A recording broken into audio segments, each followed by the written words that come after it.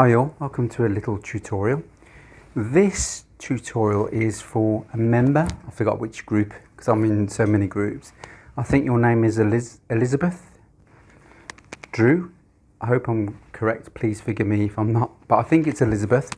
You were on about your pair of trousers you were drafting for yourself, and there's kind of for your figuration, which we call in the trader how your figure is and how it's shaped. It's the wrong kind of draft. You've been drafting for your body shape. Now, there's many things. I'm going to try and explain a couple of things to you. I'm going to try and keep it brief because I know how bored people get when they're watching videos. This is a pair of trousers I'm actually making for a customer. It's a pure bespoke pair of trousers, all hand stitched around the pockets. This is just a dummy waistband because we're going to put some side adjusters in, so it will be cut differently. But I've just cut out a piece of waistband anyway in this fabric, and you can see on your fitting you did not put a waistband. You've got to put a waistband on because you need to get to determine the rise. The rise is from your crotch to the top of your waistband. That is your what we call the trouser rise. This is a long rise. This is 11 inches because he wants it near to his waist. Now, so always put a waistband on, please. Also, you turned your trousers inside out. Please never do that. Any members, please do not do that. It's wrong.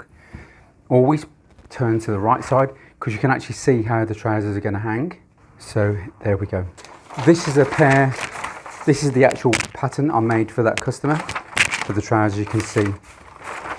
And I teach this pure bespoke tone, just like Savaro. I teach this on my course, how to draft the trousers and then how to actually make up the trousers. This is the underside. Your underside, you've got a few problems here on this seat angle. I can't gauge from those photographs roughly, but I can see here you don't have enough length.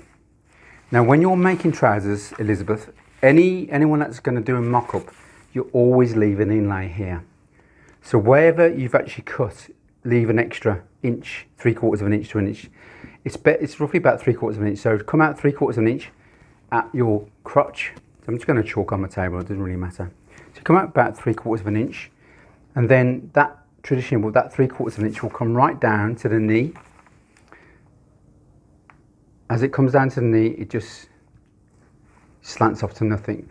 Now, some tailors will just, this is called your inlay, this is extra.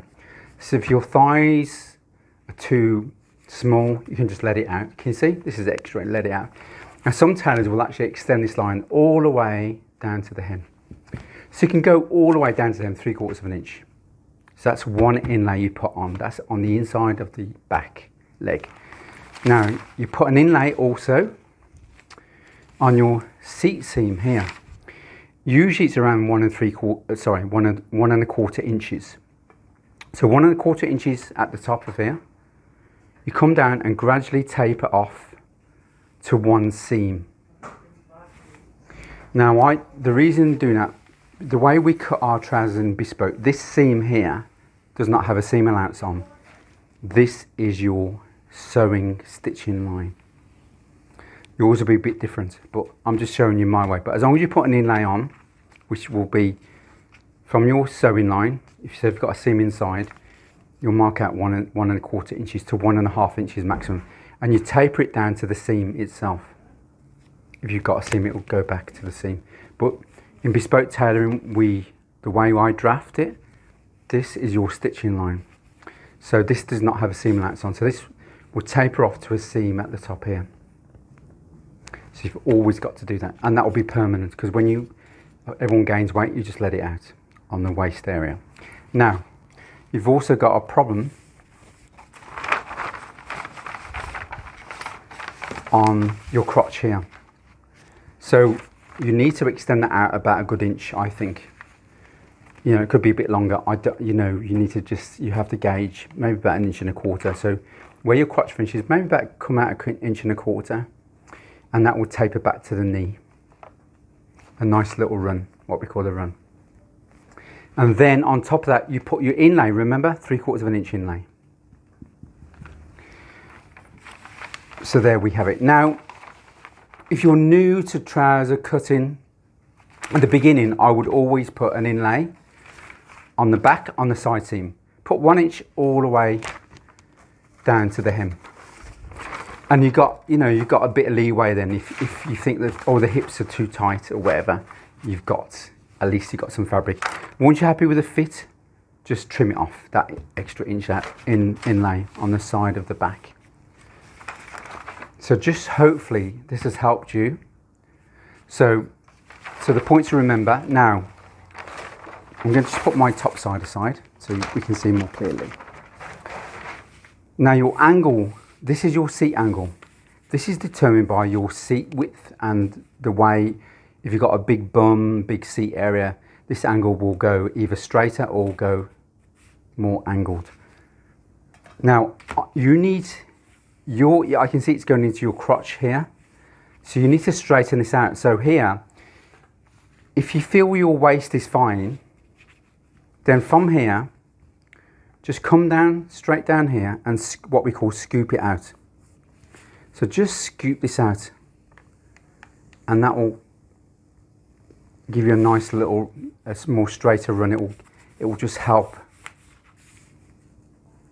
your seat angle. Okay, so just come back to nothing there. But remember, you've got to extend this crotch line here. A good inch, inch and a quarter. It could be even an inch and a half. So just experiment with this seat angle here. And just scoop it, what we call scoop out. That will allow more room for your buttocks there. It will just make it, it's not gonna be tight right under there. And also here, this little crotch here, you've got to scoop it out here, a little bit here.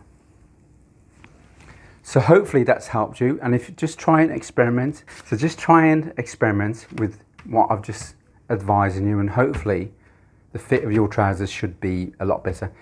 I would actually recut, maybe cut out another pair, put inlays on the back, 1.25 inch on the back seam to 1.5 inch. On the crotch, extend your crotch line out and come back to the knee on your crotch line, and then put an inlay, 3/4 inch inlay. That can go all the way down the hem. And just for safeguarding, you can actually put an inlay on the side seam here, but that will be cut off after. Also, when you're beginning, always put an inlay on top, 1 inch inlay on top of your waist. On the back and on the front, exactly the same. And that will ensure, if your trouser rise, which is short, in your case, which is short, at least you can let it out. And hopefully that's helped you, Elizabeth. And any problems, just let me know, whatever, and I'll be glad to try and help you. Okay, I'll see you soon.